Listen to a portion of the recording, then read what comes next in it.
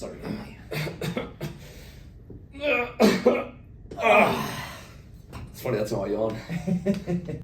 All right, y'all. Welcome to the inaugural first ever BA podcast. BA stands for Brad and Anthony.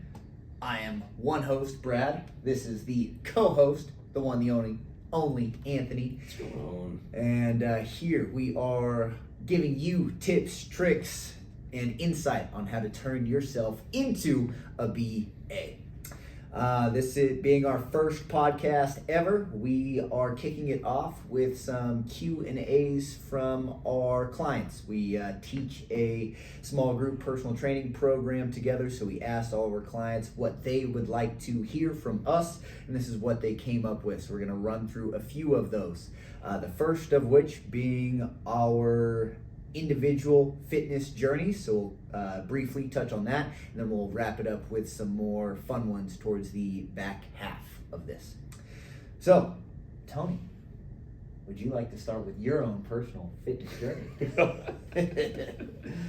Oh boy. I don't know if I know the fitness journey. I guess it started first with just sports growing up. It was whatever I could get my hands on, or maybe more so like stress from my parents of staying out of trouble more than anything else, right? I got to be doing some kind of activity. So that was trying my hand at all sports initially. So I'd be doing baseball, soccer. There was a brief stint in football. And my dad always likes to bring back, and that was Pee-wee football, where I'm shorter than I am now at like knee height, weighed 150 pounds, probably less than I do right now. Okay. And my dad still to this day still has a sweatshirt and still brings up my highlight clips of when I was Pee-wee, 5 years old at that time. Sweet. And that's his claim that I definitely went down the wrong path and I should have been an NFL football star. Okay. Based off my linebacker sack highlights from Pee-wee football. Nice, So, nice. Creaming kids early on. Yeah, 100%. Sweet. So it was hands-on all those sports early on. The one that I really stuck with was lacrosse for the longer time. So when I moved from the West Coast to East Coast, that's when I started playing lacrosse in like the tail end of my middle school years. And then I continued that through high school. So I continue with that. Granted, not very good at it. I've always talked to you on like skill with sports. I'd always start in being, I'd say, decent player where I could like hold my own, but to be exceptional at any of those things, that's definitely like the grind, the work that would have to be put in. I definitely didn't have that skill, I'd say, early on. I feel like that's something I've been able to more translate more recently into bodybuilding, but back then it was trying to keep one foot in front of the other, I guess. Yeah. But so I continued lacrosse through high school, and then didn't do anything college level. I was just playing sports with our buddies, all rec sports. But I'd say lifting wise, I started first with getting more into getting my hands on some weights, and that started with the P90X videos. Nice. That was with the boy Tony leading those videos. Can't remember his last name, but this older guy, shredded to the bone, six-pack of abs. Is it Horton? Tony Horton, I think. Might be. I remember still looking him up and being like, he still looks like a legend. It's like, I still want to look like him. Yeah. But I started doing those because my dad had the whole album of P90X videos. Nice. He had Aberber X, he had Plyometric X, all the other ones on the song that I can't remember right now. Yeah. But I would start going through those at my dad's at-home gym setup that he had, and just start to mess around with those videos. That's something I would do, my sister would do. Yeah. But you guys do it together? Occasionally. I think Ab River X was the one we probably burned out on that disc, if that's a possibility. Yeah. We're doing that like every day we can, because of course we want abs, right? Yep. So we abused that disc for sure. Okay. But we started doing those, and then past that, I'd say more so in high school. I had this really good friend, really good buddy at the time, where he was doing football and he was doing some strength training with the team at that time. But I started lifting. I started lifting a little bit on my own and then with my dad, and he was kind of showing me the ropes. You know, when he was down at the gym training, I'd come down and join him. If he's bench pressing, he'd have me hop on there. He'd be spotting me. So he showed me through some of the early ropes on that. But then I bring up that buddy from football because later on, and this was probably more towards like, I think it was junior or senior year of high school, he was lifting in the gym at the school at the time. And then he brought me down for my first ever workout in like a public setting gym down there, which I was terrified to go into at the time. I was like, I didn't think I was allowed there unless you were playing football, you were a serious athlete, which wasn't any of the above. So I went in there with him, and then we started getting in some solo workouts together at my dad's home gym. We got some workouts in at a Gold's Gym at the time. That's when the real bro lifting started. Cool. And past that, I'd say the lifting really took off at the start of college. It was my freshman year, and that's where we met, right? And that's when I started really getting into it. Still not knowing at all what I was doing. I was going off like YouTube-based workouts from some people I followed, Gymshark athlete at the time.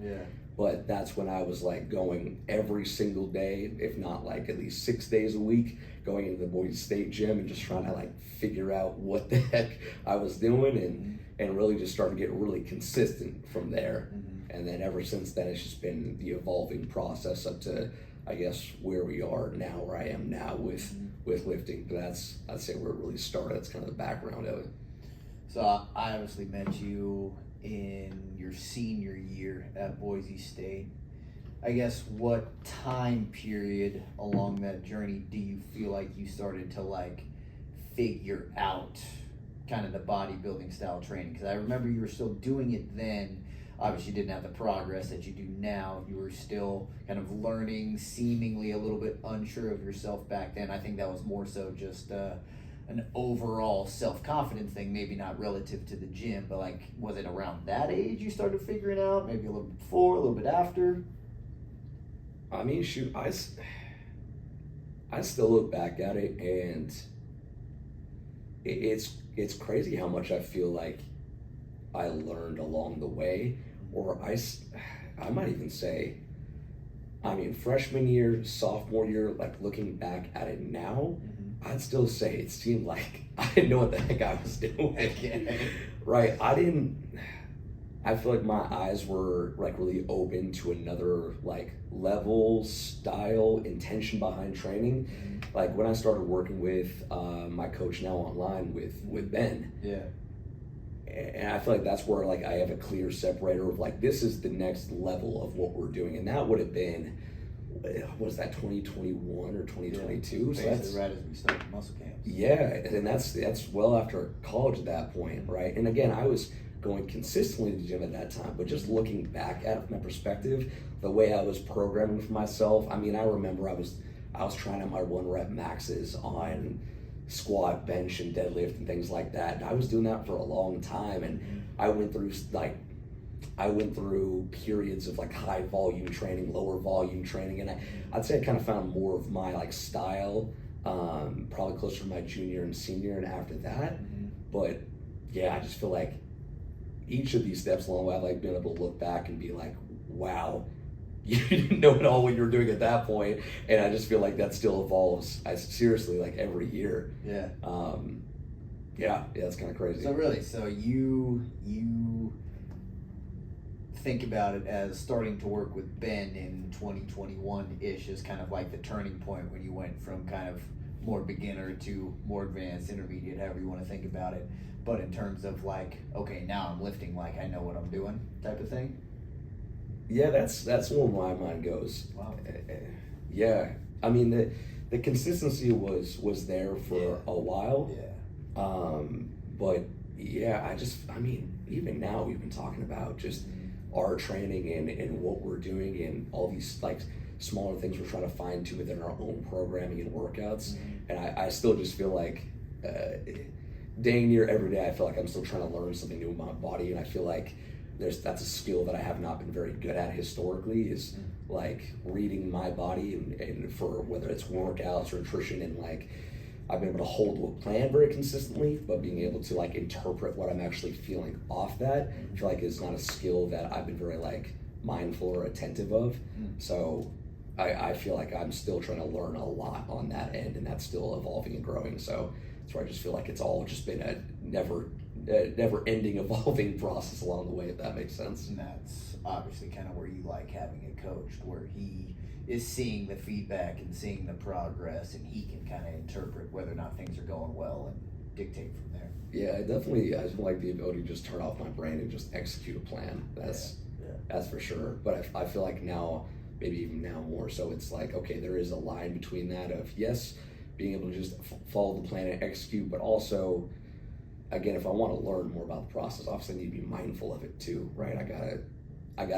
If I want to learn things along the way, become a better coach for myself and for other people too, I need to actually, participate or be more involved in that process as well, and not solely just turn off the brain and just follow the lead there. Still being able to like ask questions and actually like think about, hey, why we made this change and how I feel from that.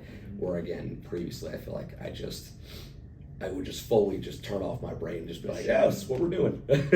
Doesn't matter if it feels good or not, this is just what we're doing. And now I realize, especially from an online coach perspective, feedback is incredibly helpful. I've definitely seen that from just machine going. It has its ups and downs for sure. What would you say, like, take it back to more college days, high school days, right before you started to figure things out? Are there like one or two big, forget the nutrition side of things, because I think we all have laundry lists of nutrition mess ups that we've done, but like from the training side of things, like what are one or two things that stick out, like, hey, I was messing this up, or I was on the right track but a little off? I mean, my back squat definitely stands out in my mind to me. Okay. Too heavy or just ugly, or what do you mean? I distinctly remember in my mind being super pumped when I thought I hit 3 plates on my back squat for a very quality, at least 1 rep max. Okay. And then the perspective of it, again, you knew that would have been like freshman or I think sophomore year around there. Yeah. I don't know what I weighed at that time. $140, maybe? Maybe. So, I mean, I don't know, for some 3 plates, not a huge deal for a lot of people, right? But like in my mind, that was like top of mat, like, oh my God, I've reached this elite status and progress. Yep. And thinking on that now, how, I mean, shoot, if I try to do that 3 plates properly at this point in time, I mean, that's still a lot. That's a lot. I know it's gonna be hard. Yeah. So thinking about that time, how much I weighed, how much I didn't know, and thinking that, oh no, no way. If there was a video of that lift, I'd be cringing at it. I'd be looking at it like, oh. Questionable depth, huh? Probably questionable depth. You hear the knocking in my knees right now. That's probably starting from way back then, right? Where I'm like, no, I got it. It feels good. Your buddies in the background, they're like, yeah, that's definitely one that stands out for me. That's funny. What about like overall training philosophy? Any mess ups there? For myself or for like clients too? Yeah, no. From yourself, early days. It sounds like essentially just going too heavy and maybe just too much of a focus on the big lifts. Yeah, I mean that's probably definitely a big one. You probably sum it up to. I mean, but I feel like everybody kind of goes through that phase, right? Pushing the 1 rep maxes, seeing what you can do on those ones, right? Especially as a young dude. It's almost kind of like a rite of passage. I feel like you gotta do the dumb shit with your bros a little bit. You gotta get to that 2-plate bench as quickly as possible, the 3-plate squat, go into the 3-4-plate deadlift on those ones as rapidly as you can. Yes. And then once you get that mark, then you can reassess. Absolutely. But yeah, for sure. No, that was definitely how it started for me. I was definitely working on trying to push those. I'd start every chest workout with the flat bench press no matter what. Okay. Yeah, going for that 1 rep max was the first thing I was doing every workout. Max? Oh hell yeah. Oh, that's brutal. Yeah. That's awesome. And that's probably where like some shoulder issues started creeping up and evolved over time. But Yeah, no, I think that's definitely where it started from. Okay. Makes Yeah. sense. Makes sense. What about yourself? So if we go back to that first question you asked in terms of, Like fitness journey. yeah. Similar to you, started with sports. Basically, my whole life I've been active because my first love. I'm an obsessive person. I'm obsessed with fitness now. I've been obsessed with fitness since 16, 18. But my first obsession was basketball. I grew up in the 90s. Michael Jordan was the man, right? The Bulls, all that sort of stuff. So from the time I was basically born until about 10 or 11, you couldn't tell me any different. I was going to grow up and become Michael Jordan's point guard, right? So I was a really good student, but the whole reason I was a really good student as a kid is so I could come home, get my homework done as fast as possible, and I'd go out in the backyard and I would just play basketball until it was dinner time. I'd just be an exhausted, sweaty mess, right? And so basketball is always my thing. Played virtually every year all the way up until high school, and didn't work out or anything then. But when I got to high school, I started also doing football, and then football, they had a weight training class for football. And I started there. I had messed around doing some weightlifting with my brother. I have a brother who's 10 years older than me. He's a half brother. So virtually everything he did, him being 10 years older than me, I wanted to copy it, right? So he had gotten into weightlifting. I'm trying to think of ages. So he was probably 17 to 22. So that makes me like 7 to 12-ish range. He was into weightlifting, and me just trying to hang out with him and mimic him. I had done some like bench press and curl type workouts where mainly he's just making me do whatever workout he's doing and just making fun of me because I can hardly lift anything, right? But it was hanging with my brother, so it was cool. So I got exposed a little bit there. So then when I went into the football class, the football weight training class, I already felt like I knew a little bit more than my buddies because I had done bench workouts, and that's when you're going with a bunch of football playing bros. Like, what are we gonna do? We're gonna bench press, Of right? course. So I was like, hey, I can show you guys how to do this, right? But then very quickly I figured out that all of my friends are a lot bigger and a lot stronger than me, right? I was the small guy on the team. But regardless, right, I very quickly found out that I loved the camaraderie and the push, and I mean, just that high school weight room was so awesome. They would just let us just blare whatever music we wanted, right? Nice. Just 11 out of 10, honestly, just like we do it at muscle camps. And it was 20, 30 high school boys, all just like competitive lifting with each other. So we're squatting, we're benching, we're whatever. Come on, let's go, you know. Way too heavy a weight, but it was fun. It was fun, it was competitive, right? Nice. So that's what got me hooked. That's what got me hooked. I started realizing, hey, this is more fun than football games. This is more fun than the football practices. And I realized that to the point where next year it was time to try out. How did this go? It was like time to try out for the football team, I believe. And I told them that, hey, yeah, I'm going to try out for the football team next year so I can get in the summer lifting program. I took the summer lifting program with my boys, and then it came time to actually try out for the football team. I was like, no, I'm actually not going to try out. Then I just kept redoing that so I could lift with my friends and then not play football anymore. So, high school, trying to sum it up somewhat. High school was really when I first got into lifting a lot. Graduated high school. I took a couple gap years before college. I lifted with a roommate that I had at the time, and that was like my first serious gym buddy. And we were living together, so we ate the same thing. We worked out at the same time. We worked together. It was honestly like an early version of me and you, right? Pretty much.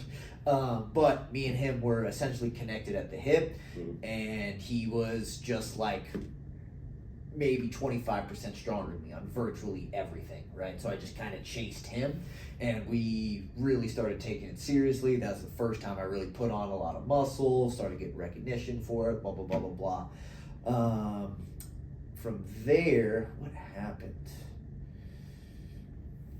Around the time me and him stopped lifting is around the time when my dad passed. When my dad passed, I was young, 20 years old.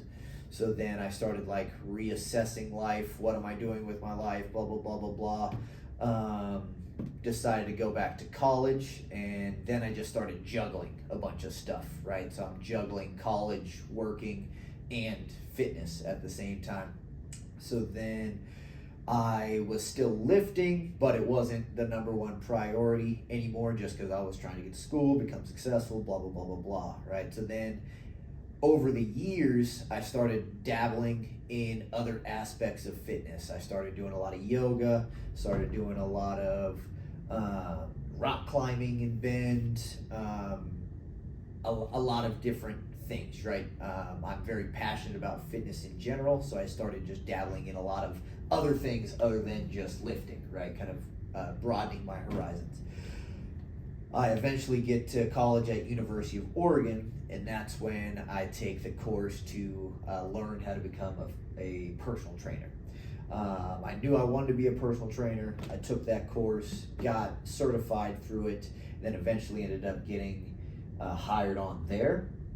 And they didn't hire me on as a personal trainer right away. They said, hey, you were runner-up to get that job, but instead you want to start teaching this TRX class, group class, right? And I thought at the time, teaching group classes is only for girls. So I thought that was lame, right? So my brain was like, whoa, what? Like, sorry. But I ended up saying, okay, like I want to get into fitness. I want to make a career of it. Like if I do this for a little while, then I can ditch it and go personal training. So I started teaching the fitness classes.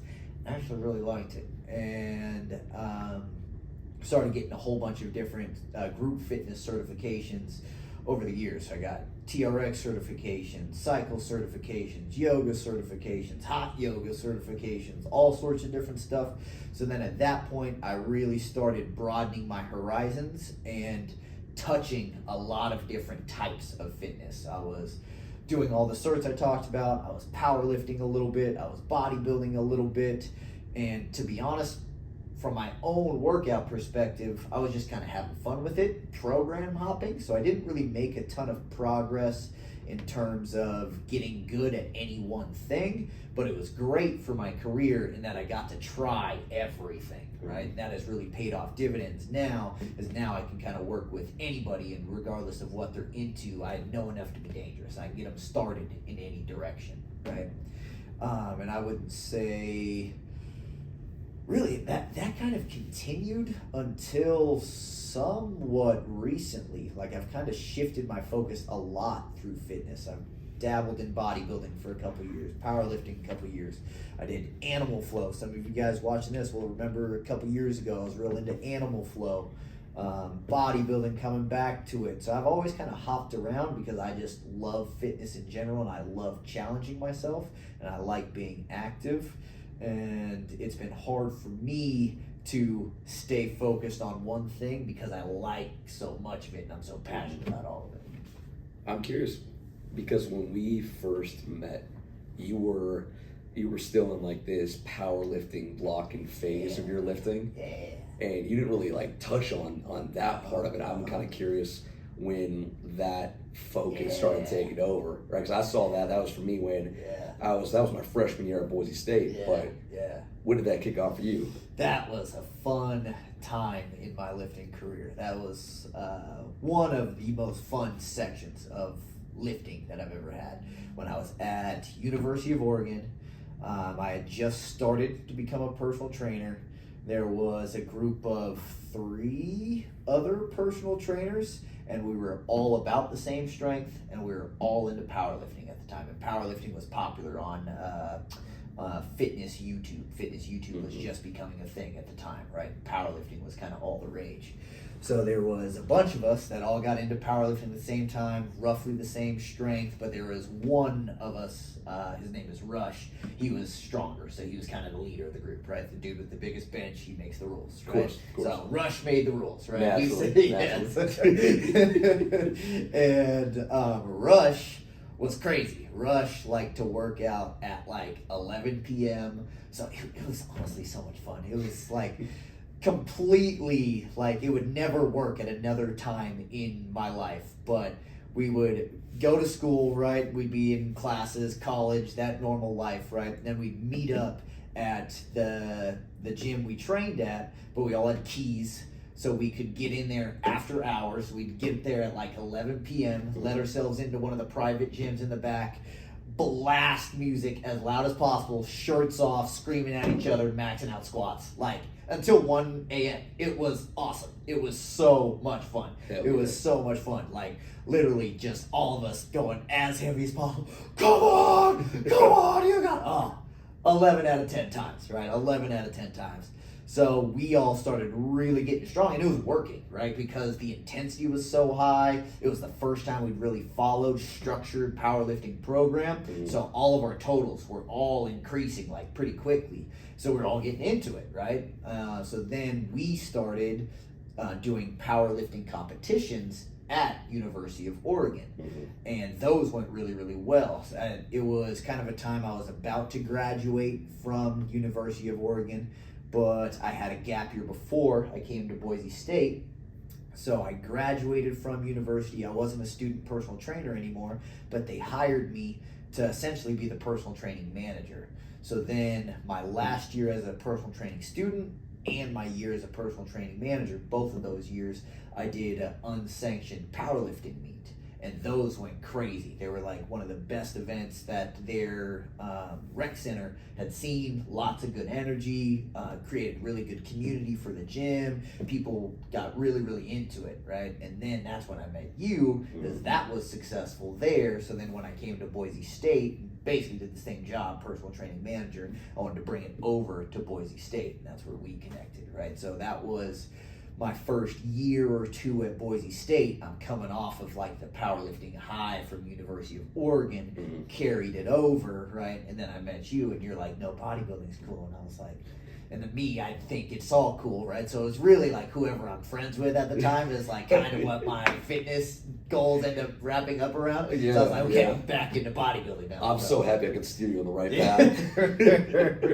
I'm very malleable, I guess, when it comes to my fitness. I feel like there needs to be context to that, right? Like in that when I saw you, I always bring this up, of the long, glorious beard is this main issue developed. So what I wonder now is, with that, did that directly correlate to your strength increase in powerlifting? Did you just keep getting longer and longer and longer with every lift that maxed out?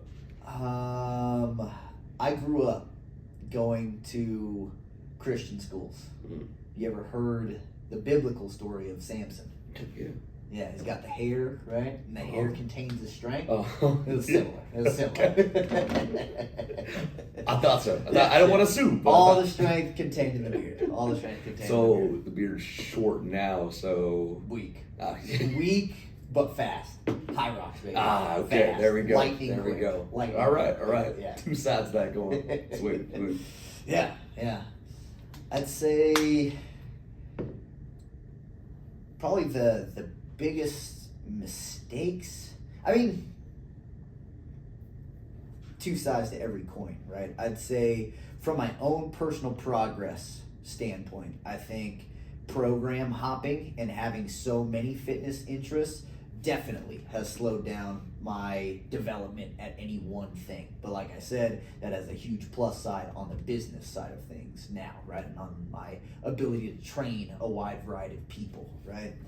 I'd say the biggest mistake, honestly, is like, and I'm sure you're not going to be surprised at this whatsoever, is doing too much, right? Because I like it so much, and I'm so passionate about it, right? I just want to do all of it. Like back in the day, when I was bodybuilding with like that first buddy, right, that I was really lifting heavy with, I wasn't as big as my buddies. I wasn't quite as strong as my buddies because I've always been a smaller guy, right? But I figured out if I made the workouts 2 hours long, I'd catch them on the back end, right? They would get tired on that last hour, last 45 minutes, right? And then I'd start passing them. So I just made every workout 2 hours, right? I will out-endure you. Yeah, exactly. Yeah, That's exactly what I would do. So we'd start off with the heavy compounds, the Yeah. squats, the leg presses, the bench. They would always smoke me, right, by a decent amount of weight, right?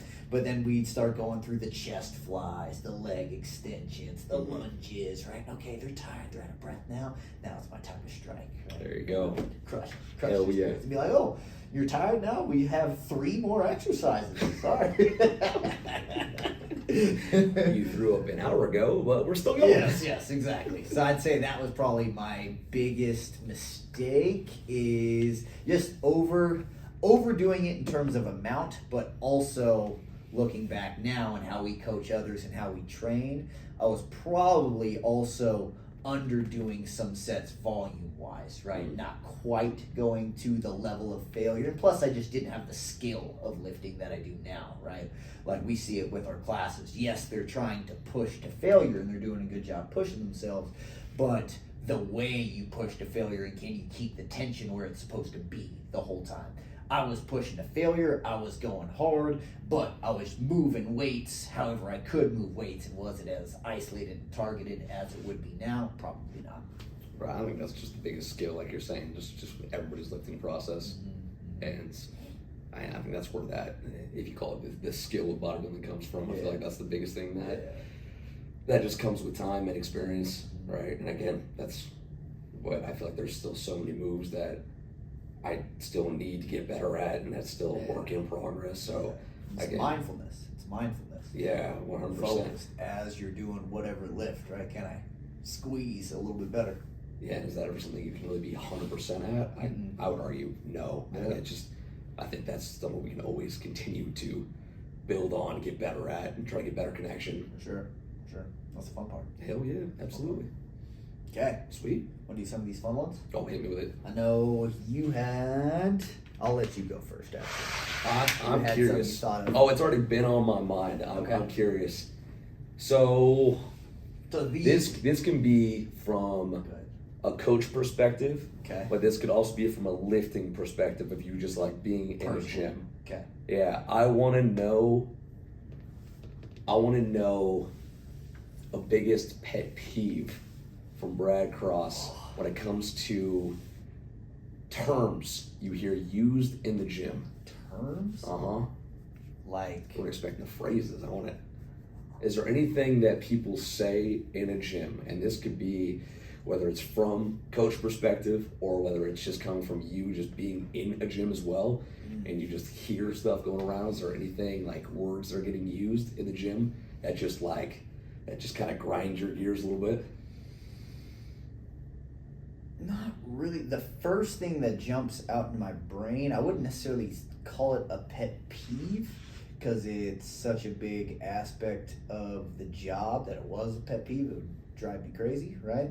But something that I notice all the time, multiple times every single day, and I'm always trying to correct, is the limiting beliefs that people have, right? And it's a lot of times around conditions. I'm tired, so I can't. I'm stressed, so I can't. I didn't sleep well, so I need to take it easy, right? And at times, yes, you have to listen to your body. You have to know when you need to dial it back. But also, I notice a ton, people think they can do this much, they're actually capable of this much, right? So that language of coming like, oh, I can't do this, I need to pull it back. A lot of times that's bullshit. A lot of times that is bullshit. And I see it over and over and over to where like it has made me super insistent on it now, because I've seen it so many times. I've seen someone tell me, oh, I just don't think I can, blah, blah, blah, blah, blah, right? And then I just say, hey, let's just try it anyways, right? And then they do it just fine, right?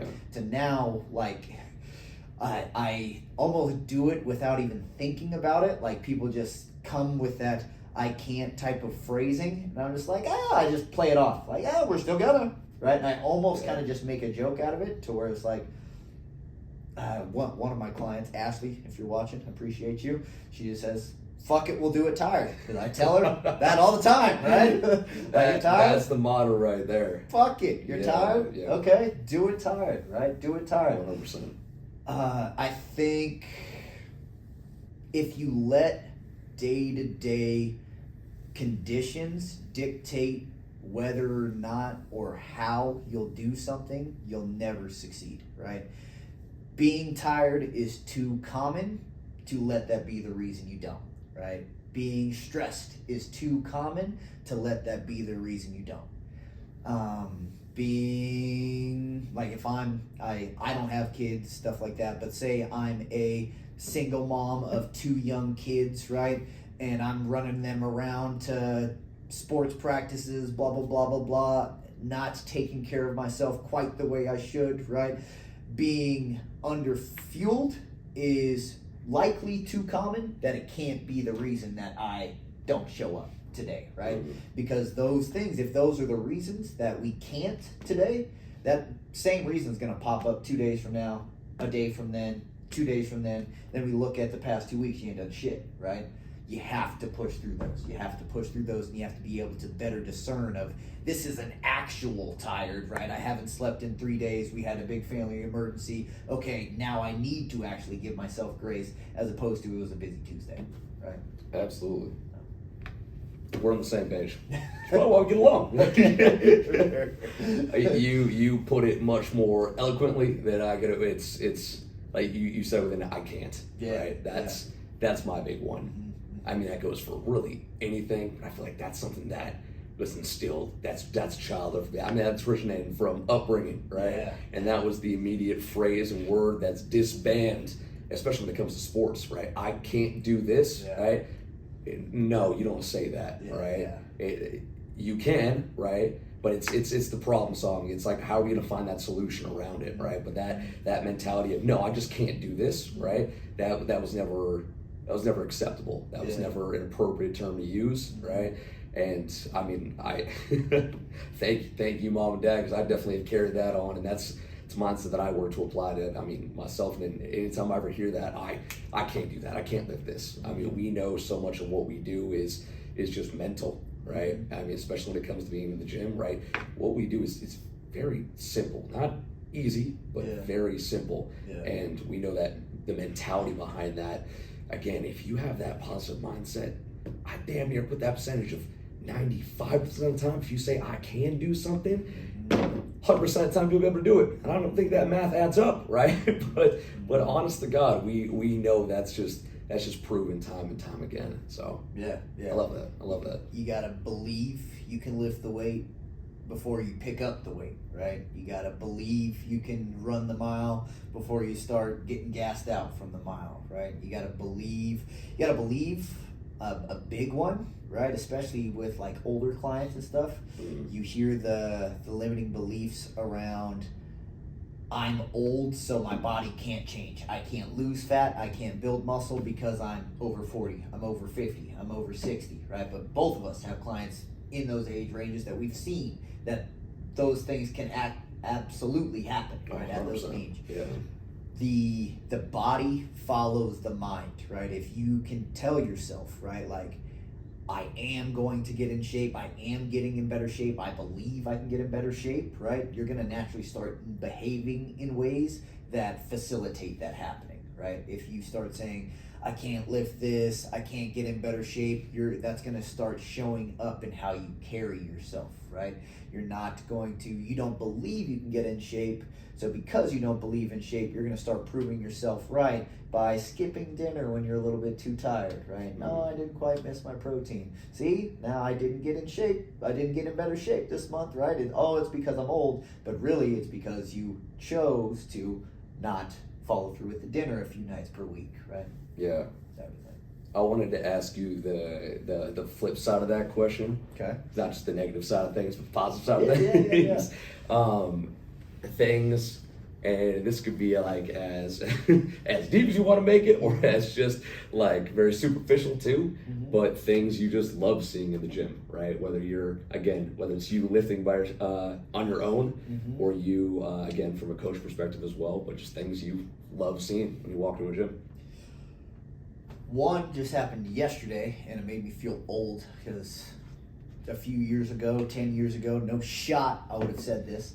But I can tell I'm getting old because I think kids are cute. There was a, Oof. I know, it was gross. It was gross. Got that part. But I went to a CrossFit event. Shout out CrossFit Casual, best in Boise. But I went to a CrossFit event, and there was a little girl who obviously was there with her parents, but she was all dressed like her mom, right? She had like a little girl's version of a sports bra on and tights and stuff like that. She's all excited for the workout, so I thought that was cute. I liked the parents bringing the kids to the CrossFit gym and kind of showing by example, right? Hey, you go to the kids' corner while mom and dad crush this workout. I think that's cool. The number one thing by far, though, is just trying. Right, just trying. I don't care about ability. I care about effort, right? Regardless of how old, how fat, how young, how jacked the person is, if they are doing their best, that's what I like to see, right? Mm-hmm. And working through their discomfort, their limiting beliefs, their not being sure of themselves, right?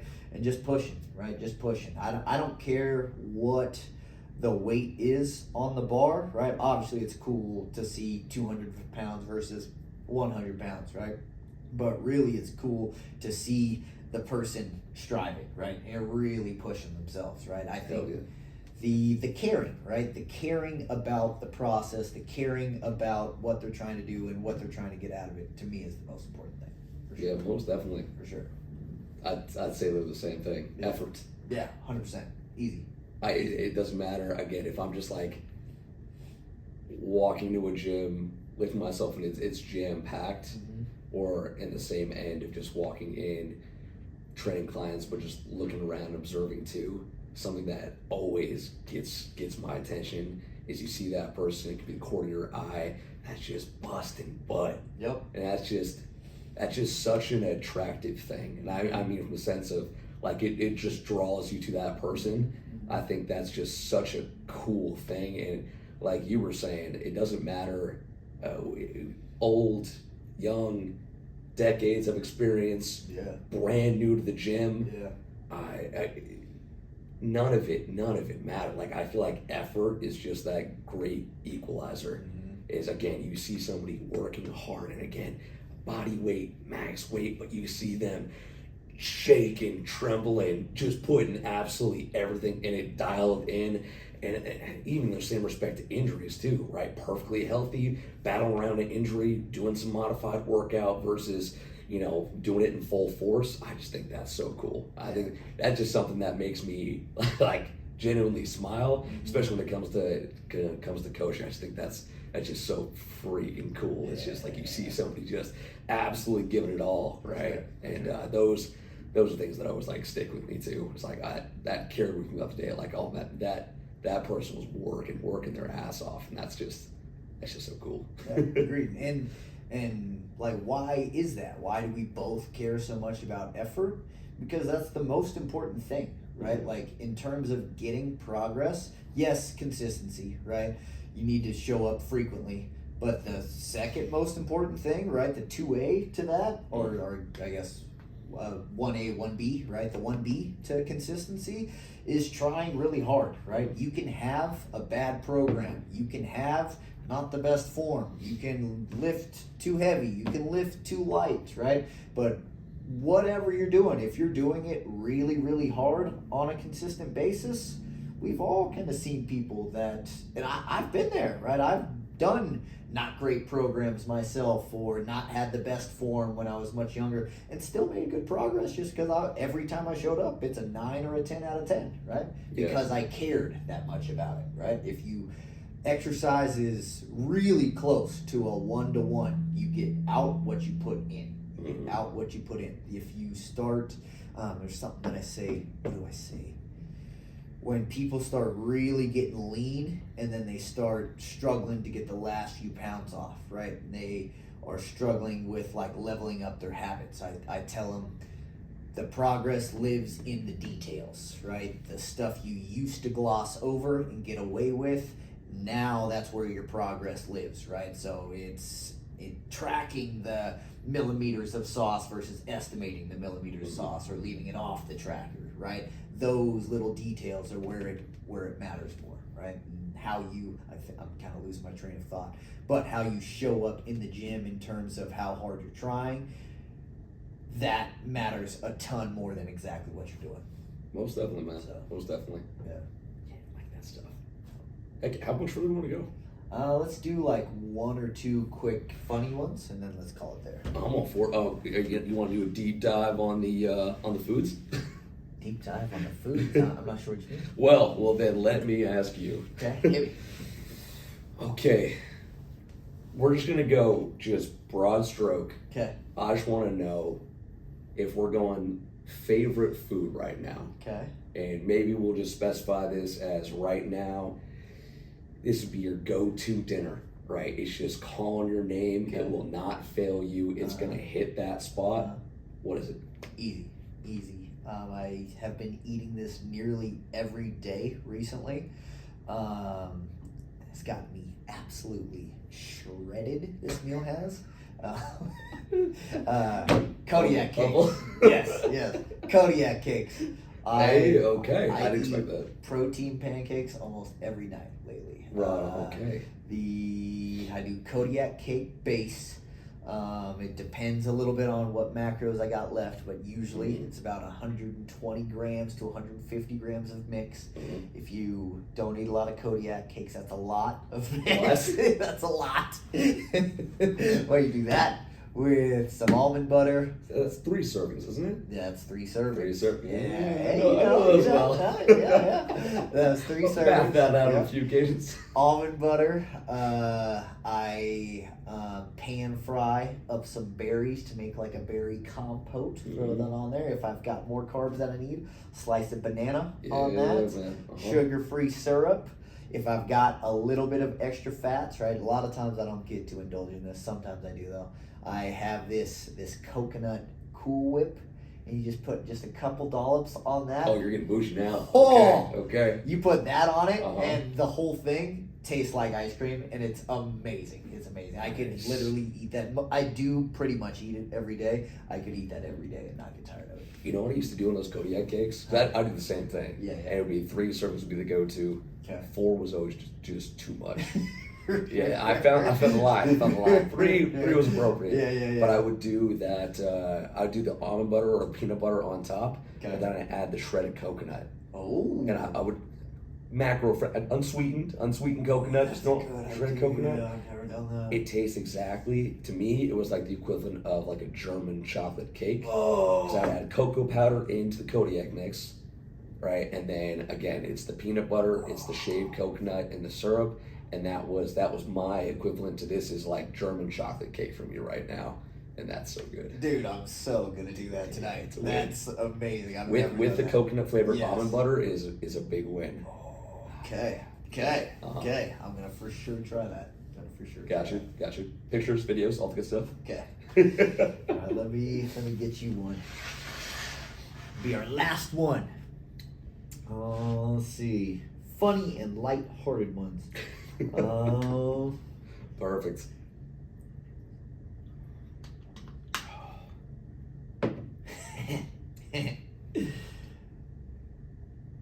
Okay, I like this one. Lighthearted.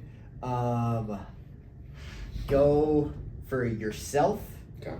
But then also think about another person. 2 examples. But gym fashion fails. So something you have worn or used to wear that was like, oh my God, what was I thinking? Or the other side of things, someone else. Oh God. I feel like I'm a terrible person to ask this. You don't think about this sort of stuff at all. I mean, there have definitely been. I remember your sweatpants. Yeah, there's okay. I have this pair of sweatpants that may or may not have originally been owned by my sister, and I may still have this pair of sweatpants. Oh. And both of us, when she wore them and where I now wear them, we always wore cleats. right? So with the cleats, that's why there's the shredded up bottom to the sweatpants, because they were long and we're both short statured individuals, Yes. right? Vertically challenged, as some might say. Yes. So we'd always be cleating up the bottom of those sweatpants while there's so many holes in them. Just destroyed. But at the end of the day, the sweats were still sweats. Okay. So they still serve their purpose of being comfy cozy. So I guess on that note, if you consider that a fashion faux pas, right? I do every time you wear those. Yeah. Fair enough. Keep me honest. I think there may be maybe on more than one occasion. This was not. I don't think it was intentional. It wasn't intentional. Okay. Of realizing that there may have been a hole in the very inconvenient area in my pants. Ooh. Yeah, whether or not I walked into the gym with those on, or whether it just happened after the failed 1 rep squat max, I did realize in a couple of those sessions, I'm like, oh, yeah, there's a hole there. Yikes. I feel like I'm not qualified to critique anybody else's gym. Anybody else's gym attire. Yeah. I'd have trouble thinking of. Oh, not true, actually. I was gonna say I'd have trouble thinking of some, but I've seen quite a few. It used to happen in Boise State quite a bit. There was like old professors that would like work out pretty hard for like old guys, right? They'd work out pretty hard for it, or in like full blue jeans, like dense denim blue jeans. Like you're working on a farm all day in these blue jeans. They're like treadmill. I agree. But then, who's the guy that we both follow? That absolute man, that monster, right? That like does his heavy squats, deadlifts in jeans. Yeah. Is that Steve? Is this Tom Havlin? Tom Havlin. Instagram it. It's cool. Tom Havlin. That is definitely he can man. get away with it. Yeah, he can get away with it. I think he's the contrary. He's like Zercher squatting like 500 pounds, 600 pounds. Once you can do that, you can lift in jeans. Does deodorant count as a fashion faux pas if you don't put on? Yeah. I'm going there. I've had a few of those rough. Just a reminder. Yeah. All of us, we all need a reminder. I need the reminder sometime. Yeah. Put on the deodorant, right? Just slap the stick on there. I don't want to come off bad here, but like there is some cultural differences in terms of the expectations around deodorant wearing or not in the gym. I think we all just need it in our bag. I just think we all need a little spritz, a little douse. I'd say my biggest fashion faux pas when I was it comes right to mind. I know exactly what it is. But when I went to University of Oregon, it's a Nike school. Nike was founded there, right? Nike, especially when I was going there, but even to this day, is real big on like the bright neon yellow, right? A lot of their stuff had bright neon yellow. A lot of the Oregon Ducks, because Nike makes the Oregon Ducks jerseys, football jerseys. They always have these crazy jerseys every game. And a lot of the Oregon Ducks jersey colors were this bright neon yellow. For those of you looking on YouTube, this same color yellow. So this color yellow was super popping at the college when I was going there at the time. So, me being me, liking to take everything to the extreme, because that's how I do things, I got an entire matching outfit. Oh, hell yeah. Oh, God. That was all highlighter, bright yellow t-shirt, black shorts, but I may have had like legitimate bright yellow fucking tights, because tights under shorts were cool at that time. And they're not still cool. Yeah, I remember rocking that, and I was like, maybe after like 6 months to a year, just like really feeling way too try hard. So that was way too try hard. That was a massive mistake. Then I would say, the jeans is probably a rough one for other people. Yeah, that's good ones. Good ones. No. Right on. Well, I don't know how to wrap up a podcast. This is my first time doing it, but that is the end of episode 1 of the BA podcast. I am B, Brad, and this is A. Anthony. Together we are BA, and we are helping you become a BA. Help and help. Peace. Sweet.